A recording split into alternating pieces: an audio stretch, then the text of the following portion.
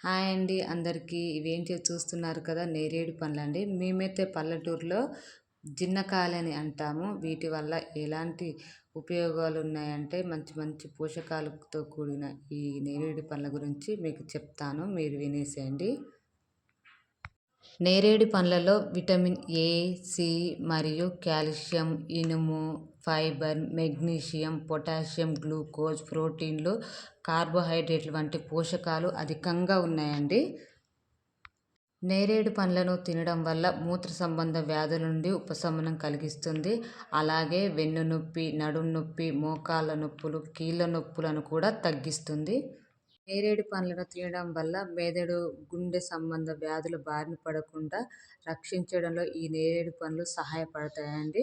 అలాగే చర్మం మీద వచ్చే ముడతలు, మొటిమలు, మచ్చలను తగ్గించడంలో ఇది సహాయపడుతుంది. నేరేడు పళ్ళను తినడం వల్ల జీర్ణశక్తి మెరుగుపరిచి జీర్ణ సంబంధిత సమస్యలను తగ్గిస్తుంది. రక్తహీనత మరియు రక్తపోటును నివారిస్తుంది. రోగనిరోధక శక్తిని పెంచుతుంది. దగ్గు, జలుబు వంటి మన దరికి చేరకుండా ఇది సహాయపడుతుందండి. ఆస్తమా కూడా నివారించడంలో ఇది సహాయపడుతుంది.